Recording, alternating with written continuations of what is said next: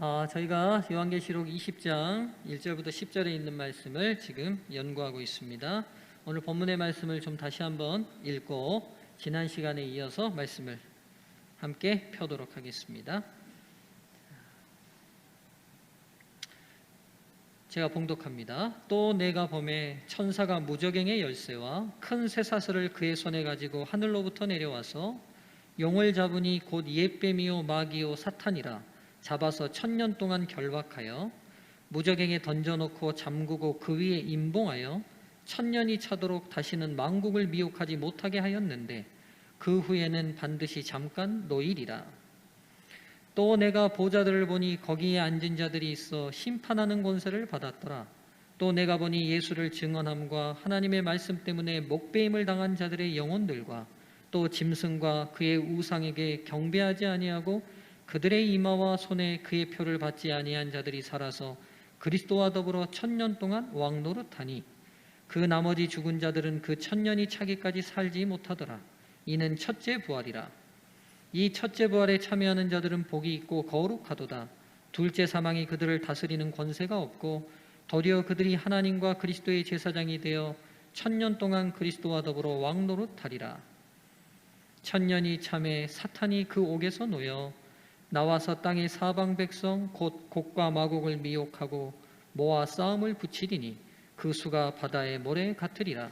그들이 지면에 널리 퍼져 성도들의 진과 사랑하시는 성을 두루매 하늘에서 불이 내려와 그들을 태워버리고 또 그들을 미혹하는 마귀가 불과 유황못에 던져지니 거기는 그 짐승과 거짓 선지자도 있어 세세토록 밤낮 괴로움을 받으리라. 지금 저희는 미래의 사건들을 계시록을 통해 배우고 있습니다. 아직 현재 일어나지 않은 일이지만 인류 역사의 마지막에 하나님께서 이 세상의 심판을 어떻게 진행하실지를 계시록을 통해 보고 있습니다. 우리가 지난 시간에 배웠던 부분들을 상기하면서요 연결하겠습니다.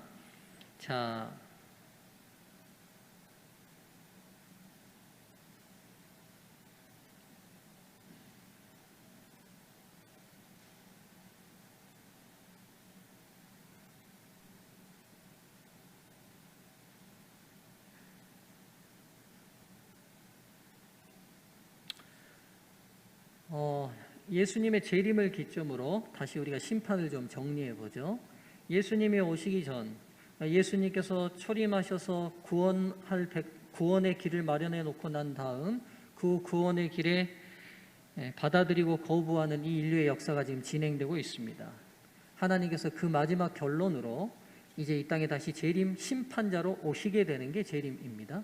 이 예수님께서 심판장으로 오시기 전에 하늘 성소, 지성소에서는 하나의 심판이 전개되고 있음을 우리가 다니엘서와 계시록을 통해 알게 됩니다. 우리가 이 심판의 이름을 뭐라고 불렀습니까? 조사심판이라고 불렀습니다. 이 조사심판의 대상은 누구지요? 전 인류 중에 누가 대상이 됩니까? 의인들이 대상이 됩니다. 의인들이 대상이 됩니다. 말씀드렸던 것처럼 우리 지난 시간에 예수님을 개인의 구주로 영접한 의인들을 왜 다시 심판해야 하느냐라고 말씀드렸을 때 이 심판의 주요 목적은 이 의인들이 구원받기에 합당한가 합당하지 않은가를 따지는 문제도 중요하지만 결정적인 것은 이 죄의 문제는 계시록을 통해 우리가 다시 확인할 때 단순히 지구와 하나님과만의 문제가 아니라는 사실을 알게 됐습니다. 이 죄의 문제는 어디에 문제가 됐어요? 온 우주의 문제가 됐어요. 온 우주의 문제가. 사탄 자체가 우리가 욥기를 통해 보면 단순히 지구만을 미혹하고 속이는 존재가 아니라 첫 번째는 사탄이 그의 활동을 어디서 시작했습니까? 하늘에서 시작해서 하늘의 천사들 3분의 1을 타락시켰습니다. 그리고 하나님이 만드신 온 우주 안에 있는 모든 피조 세계들이 이 반역에 동참하도록 계속 유혹하고 거짓을 유포시켰습니다. 그 유혹 가운데 누가 동참하게 된 겁니까? 지구가 동참하게 된 거예요. 이 지구의 구원의 문제가 우리를 구원하고 안 하고의 문제, 이제 그것으로만 끝난 문제가 아니라 사탄이 하나님 정부에 반역한 문제는 온 우주적 문제가 됐기 때문에 이 지구의 문제를 처결하고 어떻게 진행하느냐는 온 우주와 관계된 문제가 되었습니다. 조사심판은 그래서 계시록 우리가 7장에서 지난 시간에 봤던 것처럼 하늘의 천천의 천사들과 만만의 성도들이 이 재판에 뭐하고 있었어요? 조사심판이 벌어질 때 참여하고 있었어요. 그렇죠? 우리가 재판이 벌어지면 방청객들이 참여하는 것처럼, 그래서 이 재판이 어떻게 진행되느냐를 통해서 이 정부가 합법적으로 정당하게 공의롭게 진행되고 있는지를 온 사람들이 확인하게 될 때 이 정부를 따를지 말지를 마음속으로 다시 결정할 거 아닙니까? 그렇죠? 사탄이 계속 하늘에서 반역을 일으키고 난 다음에 전 인류와 모든 피조 세계를 향해 공격하는 게 있어요. 하나님을 경배의 대상으로 삼기에 이 정부는 문제가 있다는 거예요. 그렇잖아요? 그러니까 하나님께서는 뭘 증명하셔야 돼요? 사랑의 그분의 율법은 우리 모두가 순종하고 따르기에 절대로 흠이 없다는 걸 증명해 내셔야 합니다. 왜 증명해 내셔야 하냐면, 이게 이제 여러분 이렇게 생각하세요. 하나님께서 왜 그걸 우리 인간들이든 혹은 피조세계든 증명하셔야 돼요? 하나님이신데 그냥 우리가 따르면 되지 않아요? 근데 여러분, 무조건 따른다면 에덴 동산에 선악과가 있을 필요도 없었죠. 그렇죠? 잘 우리가 분명히 기억하셔야 될 게 있는데, 요한일서 4장 7절과 8절은 하나님은 누구라고 말씀하시죠? 하나님 존재는 사랑이라고 말합니다. 하나님은 존재가 사랑이세요. 여러분, 근데 사랑은 뭐가 전제돼야 사랑이 될 수 있냐면 상대의 자유가 존중돼야 사랑이 됩니다. 아시겠어요? 예를 들면 제가 은희 엄마를 사랑하잖아요. 그러니까 은희 엄마가 어떻게 느낄까요? 진짜 사랑한다고 느낀다고 숨 막혀서 못 살겠다고 느낄까요? 김숙희 집사님 너무 크게 대답하시네. 못 살겠다고 하겠잖아요. 그렇죠? 그러면 이제 은희 엄마가 말했어요. 좀 제 뜻대로 하면 안 돼. 내가 당신 사랑해서 당신에게 가장 어울리는 스타일이 그거니까 내가 말하는 건데 따라. 이렇게 말하면 더 숨 막히겠잖아요. 그렇죠? 따르지 않으면 이제부터 내가 이제 이렇게 또 말할 수 있어요. 제재할 거야. 생활비 주지 않을 거야. 그럼 이제 더 숨 막힐 거예요. 그러면서 제가 나 당신 사랑하니까 이래. 뭔가 여러분 막 이 사랑이라는 단어하고 지금 내가 하는 말이 안 맞다고 느껴지지 않으신가요? 왜 그러시죠? 이유는 한 가지예요. 여러분, 사랑이라는 단어는 언제 형성되는 단어냐면 상대의 선택권이 존중될 때 형성되는 단어입니다. 좋아한다는 단어하고 달라요. 내가 고양이를 좋아하고 강아지를 좋아하니까 내가 좋아하는 옷도 입힐 수 있고 머리 파마도 시키고 털도 깎고 묶어줄 수도 있고 마음대로 해요. 걔 의사를 안 물어봐요. 이게 좋아하는 거예요. 사랑은 언제나 형성되려면 상대의 자유가 존중돼야 돼요. 하나님은 우리를 사랑하셔요. 그래서 우리가 주님을 거부할 특권과 선택권까지도 에덴 동산에서 만들어 놓으신 분이세요. 선악과를 따먹으려 할 때 하나님이 그 손을 치실 수 있으셨어요. 그런데 치셔요, 안 치셔요? 가만 생각해 보세요. 선악과를 따먹고 난 이후 인류가 겪게 된 모든 길들은 우리가 더 고통이셨어요? 하나님이 더 고통이셨어요? 우리가 더 희생을 많이 치렀어요? 하나님이 더 많이 희생을 치르셨어요? 그러지 않으세요? 하나님은 당신의 아들을 인간으로 보내서 죽이기까지 하시는 희생을 치렀어요. 그렇죠? 선악과를 먹어서 인간이 죄를 선택하는 순간, 그 자유를 허락하는 순간 하나님은 엄청난 고통을 치를 걸 아시면서도 불구하고 선악과를 먹는 선택권조차도 그분이 침해하지 않으신 중요한 이유 중에 하나가 뭐냐면 그분은 우리를 사랑하시기 때문이에요. 사랑하십니다. 그래서 이분의 온전한 사랑이 모든 피조세계, 하나님의 형상을 닮은 모든 피조세계가 마음으로 이해하고 완전히 이해하지 못하게 됐을 때 언제든지 또다시 뭘 선택할 수 있어요? 하나님을 거부하는 또 다른 악을 선택할 수 있기 때문에 하나님은 이 지구를 샘플로 내가 얼마나 분명한 사랑인지를 이 인류의 온 우주 앞에 증명하여 다시는 모든 피조 세계가 그들에게 준 자유와 선택권을 죄를 선택하는 일에 활용하지 않도록 하셔야 될 필요가 있어요. 그래야 또다시 이런 불행이 시작되지 않으니까요. 그래서 하나님은 그의 모든 재판 과정을, 인간을 구원해내는 모든 과정을 공개하시고 이 과정 하나하나를 하나님의 사랑에 입각하여 얼마나 공의롭게 진행하셨는지를 모두에게 공개하실 필요가 있으시고, 그걸 통해 온 인류와 모든 피조 세계는 하나님은 그분의 사랑의 정신에 합당하도록 우리를 인도하셨다고 자발적으로 인정하는, 그래서 우리의 선택권을 다시는 죄와 악을 선택하지 않는 결과로 우리를 인도하셔야 합니다. 그래야 인류의 또 다른 불행이 시작되지 않으니까요. 그래서 하나님께서 재림 전에 의인을 구원한 과정을 공개하십니다. 그렇죠? 하늘 법정을 우리가 인간적 상상력으로 동원해서 생각해 보면 재판석에는 누가 앉아 계시겠어요?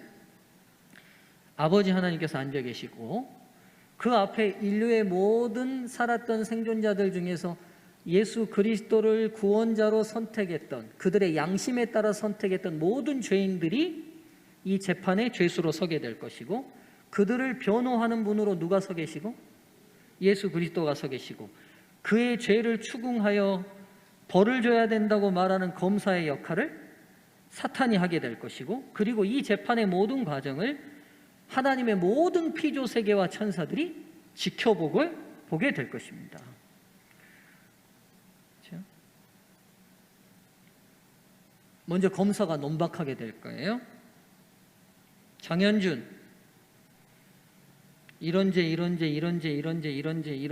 죄로 하늘 시민으로 적합하지 않을 뿐만 아니라 하나님이 주신 율법에 모두 다 저촉되는 행동을 몇 월 며칠 다 열거하게 될 겁니다. 모든 방청객들과 재판장조차도 그는 구원이 합당하지 않다는 걸 인정하게 될 거예요. 그 순간 우리의 구원자 되시고 변호사 되시는 대제사장 되신 예수 그리스도가 변호하실 겁니다. 그 모든 죄가 다 사실입니다. 그러나 장현주는 내가 치른 십자가의 보혈의 공로를 온전히 의지하여 회개하였으며 내 보혈의 공로를 자신의 것으로 온전히 믿음으로 받아들였기에 그의 모든 죄의 형벌은 내가 대신 십자가로 해결했기에 그에게는 구원이 주어질 수 있습니다. 그리고 그 예수 그리스도께서 아버지와 모든 우주의 거민들 앞에 그분의 손을 높이 드실 겁니다. 그 손 안에 뭐가 있어요? 못자국 난 손을 보이시며 나의 피로 그는 의롭습니다 하는 순간, 그의 죄의 모든 죄상이 드러났음에도 불구하고 그가 온전히 예수 그리스도의 구원의 길에 의지하여 구원의 보혈을 의지했기에 그의 구원은 합당하고, 그를 구원하는 하늘 법정의 모든 사랑의 과정은, 공정은 정당하다는 것을 온 우주 거민들이 보게 될 것입니다.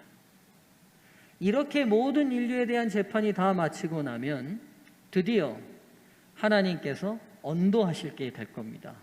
계시록 21장이 말하죠. 22장이 의로운 자는 그대로 의로울 것이고 불의한 자는 그대로 불의할지니라 하고, 조사심판이 마쳐지는 순간 드디어 예수님이 이 땅에 뭐 하십니까? 하늘 지성소 문을 열고 예수님이 나오시면 드디어 이제 심판자로, 구원자와 구원받지 못한 사람들이 완전히 확정되었기 때문에 그분이 심판자로 이 땅에 내려오시게 될 겁니다. 구름 속의 영광 중에 이 땅에 그분이 재림하시게 될 때 이 땅에서는 무슨 일이 벌어지죠? 그리스도 안에서 죽었던 의인들이 뭐 하게 됩니까? 부활하게 됩니다. 이걸 성경 오늘 우리가 읽은 계시록은 무슨 부활이라고 말씀했죠? 첫째 부활이라고 말했습니다. 그렇죠? 그러면 그 당시 살아있었던, 예수님 재림 당시에 살아있었을 사람들과 구원받을 백성들과 첫째 부활에 참여한 구원받은 백성들이 함께 공중으로 끌어올려져 하늘로, 하나님의 예루살렘 성으로 올라가게 될 것입니다. 그 사이에 지구는 어떻게 되죠? 하나님의 영광의 빛에 의하여 죽은 악인들로 지구는 완전히 생명 활동이 없는 상태에 머물게 될 것입니다. 그러면 사탄은 더 이상 유혹할 대상이 없기 때문에 이 지구 안에 갇혀있는 감옥과 같은 삶을 살게 될 것이라고 말씀을 드렸고, 그 천년기 기간 동안에는 하늘 의인들은 이제 뭐합니까? 또다시 심판이 베풀어지죠. 이제는 누구를 심판한다고요? 예, 구원의 대상에 참여하지 못했던 사람들을 심판하는 심판이 하늘 구원받은 백성들을 통해 진행되게 될 것입니다. 자, 보시죠.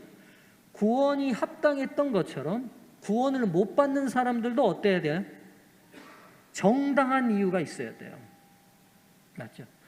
그러니까 참 지금 여러분, 우리가 계시록을 보면서 자꾸 저희가 느끼는 건 뭐냐면, 하나님이 이렇게까지 복잡한 과정을 겪으시면서 우리를 구원하시겠다는 의도가 뭘까? 사랑이 아니고서는 불가능한 것 같아요. 여러분, 제가 아이들을 키우면서도 뭐 하나 설명하고 설득하려면 짜증나고 힘들어요. 제가 그래요. 목사인데도. 어제 우리 수혜가 친구한테 무슨 만화책을 빌려왔는데 일본 사람이 쓴 만화책, 제가 일단 일본 사람이 쓴 만화책 자체가 별로 안 좋아서 제가 입을 좀 안 읽으면 안 되냐 하고 입을 삐죽였어요. 그랬더니 우리 승유가 뭐라고 그러냐면, 취향을 존중해줘야죠 그래요. 맞는 얘기입니까? 틀린 얘기입니까? 맞는 얘기입니다. 그러면 제가 그 얘기를 들었을 때, 그래 맞아, 네 취향을 존중해야지, 이래야 맞잖아요. 제가 목사인데 적어도. 취향 같은 소리 하고 있네 제가.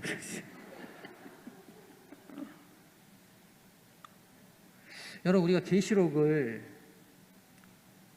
이 과정들을 좀 깊이 보시면 좋겠어요. 내가 낳은 내 자녀에게도 일상의 삶 하나를 이해되게 설명하는 것이 때로 힘들고 어려워요. 짜증나고. 그런데 하나님께서는 한 명의 구원자든 한 명의 멸망자든 그를 위하여 하나님께서 이루신 모든 과정들을 모두에게 공개하고 다 설명하시는 거예요. 내가 왜 이정환을 구원할 수 있었는지 온 우주国민들 앞에 다 설명하는 거예요. 너무나 놀라운 사랑 아닙니까? 우리가 뭐가 안 돼요, 여러분? 온 이 광활한 우주 앞에 2000개가 넘는 태양계가 있는 이 하나의 은하계, 그 은하계가 2000개가 넘는 이 광활한 우주 앞에 이 조그마한 우주 안에서 이 지구는 정말 먼지만도 않는 이 지구 안에 있는 이 한 명을 위해 하나님께서 이 많은 시간을 쓰시고 이 많은 노력을 하시고 이 많은 설명을 해가며 그 영혼을 구원하기 위했던 것을 다 설명하신다? 놀랍지 않습니까? 놀라운 일 아닌가요? 제 아들이 아빠 취향을 존중해줘야죠. 그래, 네 취향이 이렇구나. 이런 대화 하나도 이끌고 나가지 못하는 이 인간의 옹졸함에 비추어 때 하나님은 도대체 우리가 뭐가 안 돼? 내 한 사람의 구원을 온 우주 앞에 공개하고 그는 구원받을 수밖에 없는 정말 합당한 사람이라는 것을 일일이 다 설명하고 일일이 다 이해시키고 일일이 다 납득시켜서 구원해 내시냐는 거예요. 그리고 더 놀라운 건 뭔지 아세요? 멸망받은 사람은 끝난 거 아니에요?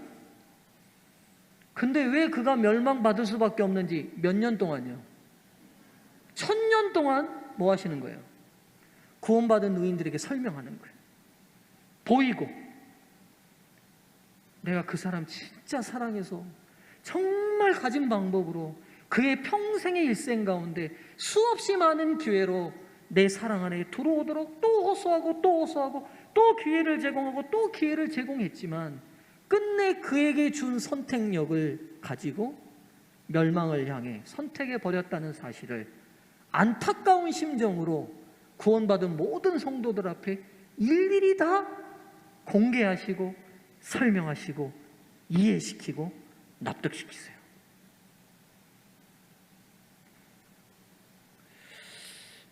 우리의 믿음의 눈이 이 놀라운 과정을 이끌어내시는 하나님의 사랑을 깊이 좀 이해하게 되기를 주의 이름으로 간절히 축원합니다.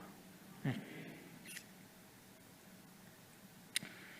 이제 이 말씀들을 종합해 볼 때 천년기 동안에 구원받은 성도들은 하나님께서 진행하신 심판의 내용들을 검토하며 이 일을 통해 그분이 얼마나 공의로우셨는지에 대한 확인하는 심판의 시간이 이루어질 것입니다. 사탄은 하늘에서 반역한 일에 줄기차게 하나님의 성품과 그분의 통치에 대한 의혹을 제기했었습니다. 온 천하를 꿰는 자잖아요. 끊임없이 속였어요. 사랑이신 아버지와 자녀인 우리의 관계를 끊임없이 이간질시켰고 하나님의 사랑을 의심하게 만들었고 불신하게 만들었고 믿지 않게 계속 유혹의 길로 우리를 인도했습니다. 그분은 자신이 진행한 심판의 모든 내용들을 구원받은 의인들에게 공개하여 모든 인류 한 사람 한 사람에게 그분이 사랑이신 당신의 품성에 얼마나 합당한 공의를 행사하셨는지 확인받으실 것입니다. 여러분, 사랑과 공의라는 단어를 절대로 혼동하시거나 따로 분리해서 생각하지 않으시기를 바랍니다. 지극히 공의로우려면요, 지극히 사랑이 없이는 불가능해요. 무슨 말씀인지 이해되세요? 지극히 사랑이시면 지극히 공의로우실 수밖에 없어요. 제가 세 자녀를 키웁니다. 그럼 여러분들이 가끔 좋은 과일들을 저한테 보내주셔서 제가 이제 망고를 자르고 뭘 자를 때요, 제가 얼마나 신경 쓰는지 아세요? 얼마나 신경 쓸까요, 여러분? 어느 누구에게라도 조금 더 큰 것이 안 가게 하려고 제가 애를 써요. 과일 한 쪽을 자르더라도 밥을 한 공기 푸더라도 우리 하람이 엄마가 크게 고개를 끄덕이네요. 하람이하고 예은이한테 그러는가 봐요. 여러분 어떠세요? 그러지 않으세요? 주호 아빠 어떠세요? 주호하고 성호에게. 그쵸? 두 아이를 너무 사랑하기 때문에 더 많이 신경 쓰는 게 뭐냐면, 혹 어느 한 아이라도 아빠는 형을 더 좋아해, 아빠는 동생을 더 좋아해 라는 소리 안 듣게 하기 위하여 얼마나 이해를 했습니까? 맞잖아요. 하나님께서 지극히 공의로우시다는 말씀은 뭐냐면 지극한 사랑이라는 또 다른 말씀이에요.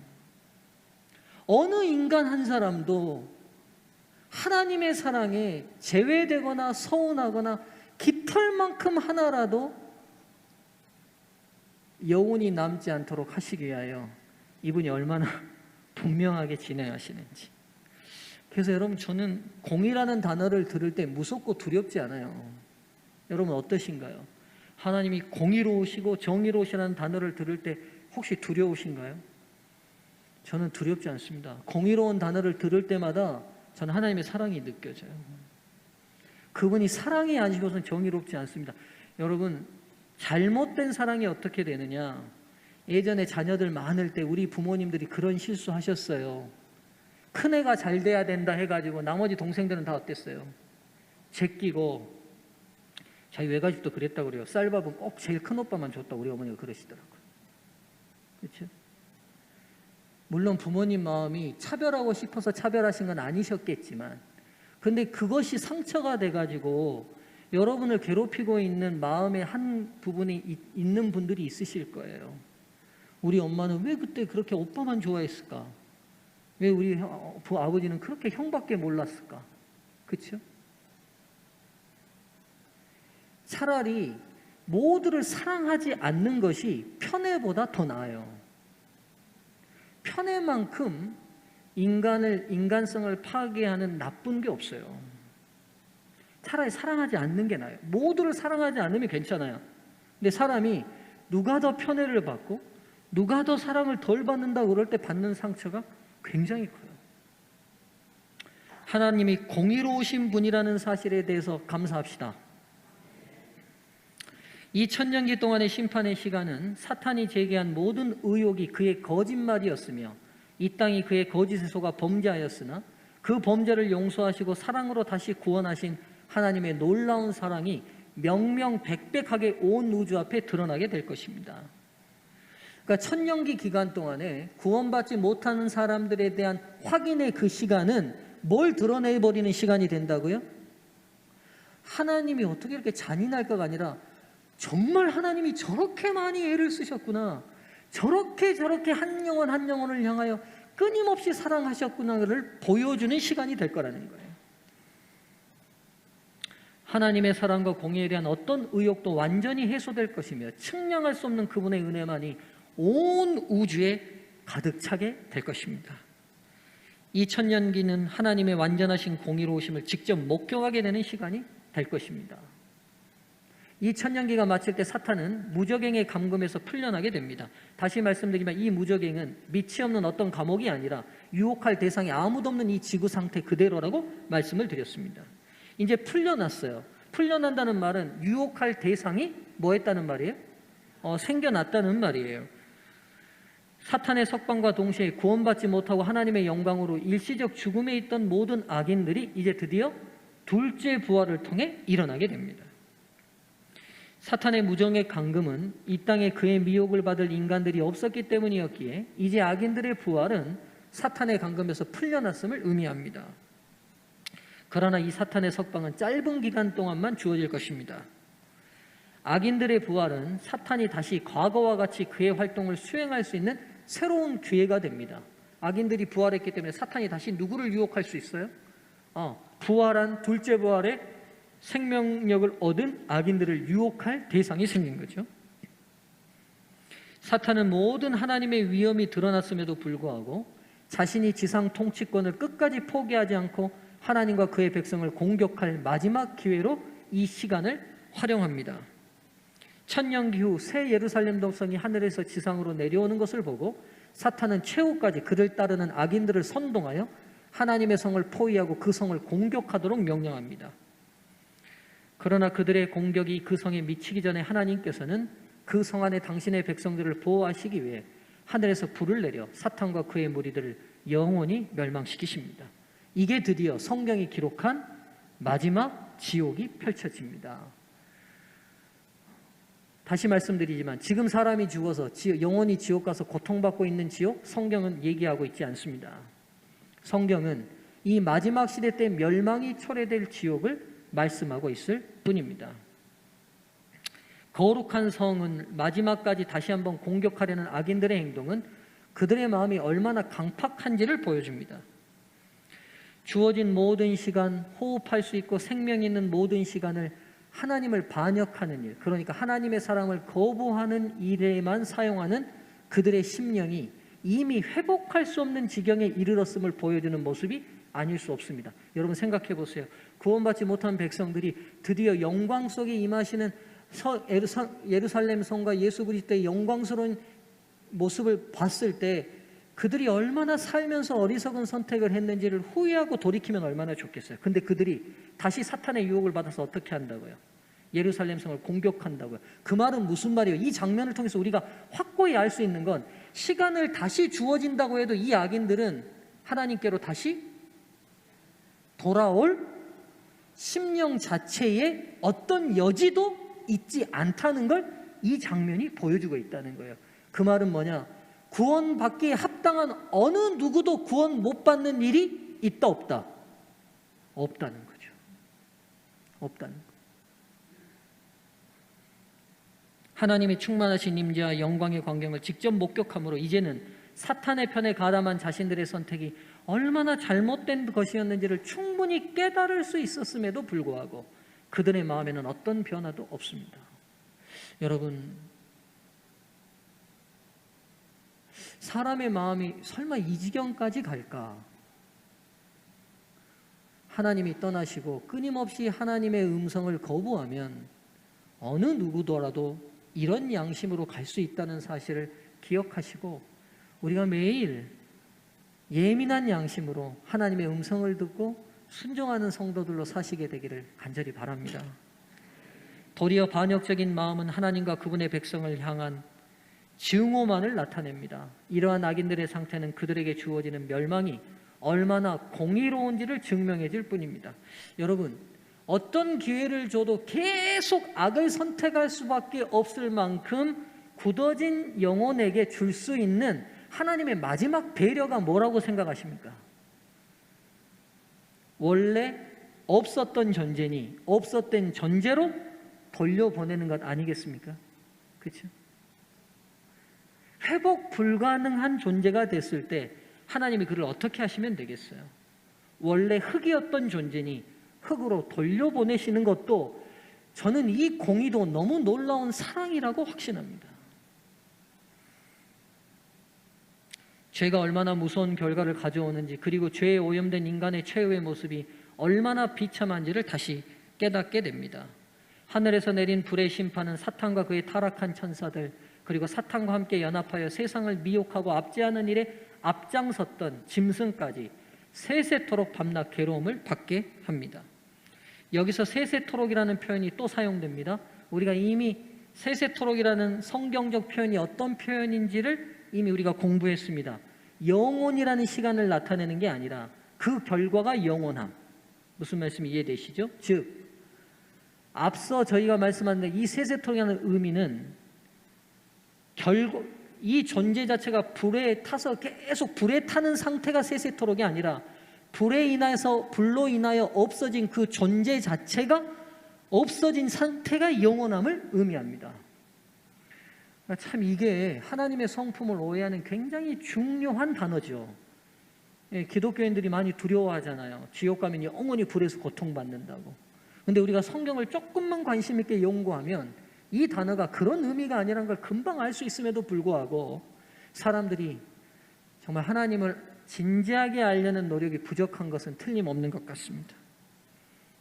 이 표현은 계속적인 불의 형벌을 받는 것이 아닌 완전한 멸망과 완전한 소멸을 의미합니다. 존재가 완전히 없어지는 거예요. 무로 완전히 돌아갑니다. 사탄과 그를 따르던 모든 존재들의 완전한 소멸이 집행된 것입니다. 그래서 이때를 집행심판이라고 합니다. 돌이킬 수 없으며 번복할 수도 없고 두 번 다시 기회가 주어지지도 않는 완전한 멸망이 이루어진 것입니다.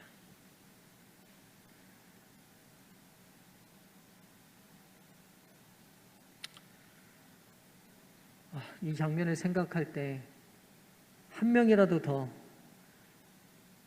이런 존재로 사라지기 전에 우리에게 아직 이런 자유로운 기회가 있을 때 하나님의 놀라운 사랑을 선택할 수 있게 되기를 우리가 얼마나 노력해야 될지 생각해 보게 됩니다. 사랑하는 서중앙 성도들이시여, 하나님께서 진행하실 이 마지막 인류 역사의 모든 과정들을 잘 기억하시고 오늘 하루를 우리가 어떤 선택을 하고 살아가며 우리의 이웃들에게 어떤 복음을 증가하고 살아야 될지를 깊이 생각해보는 안식일이 되면 좋겠습니다. 오늘 여기까지 하고 10절까지의 말씀을 정리하겠습니다. 이제 다음 시간부터는 20장 11절부터의 말씀을 연구하도록 하겠습니다. 기도하겠습니다. 은혜로우신 하나님, 지극하신 사랑으로 이 인류를 다시 회복하시기 위한 하나님의 놀라우신 구원의 과정들을 계시록을 통해 우리에게 보여주셔서 감사합니다. 의인을 구원하는 모든 과정도, 끝내 악인을 멸망시킬 수밖에 없는 모든 과정도 모두에게 완전히 공개하시고 분명한 과정과 이유를 설명하시고 이해시키시는 하나님의 지극하신 사랑과 은혜를 인해 감사합니다. 이 놀라우신 사랑 안에 우리가 늘 머물기를 원합니다. 우리가 매일의 선택 가운데 하나님이 기뻐하시고 주님 뜻에 합당한 일들을 선택하는 서중앙 성도들 되도록 도와주시고 그것이 우리의 행복과 기쁨이 되도록 인도해 주시옵소서. 한편 그들의 양심이 무뎌져 가고 있는 세상에 많은 사람들이 있습니다. 오직 죄와 이기심에 찌들려서 앞뒤 좌우 아무것도 보이지 않는 어둠 가운데 빠져드는 존재들이 있습니다. 주님, 그들을 구원하는 일에 우리가 최선을 다할 수 있도록 도와주시옵소서. 오늘 이 안식일 우리 성도들에게 하늘의 안식과 평화 주시기를 간절히 바라오며 예수 그리스도의 이름으로 기도드리옵나이다. 아멘.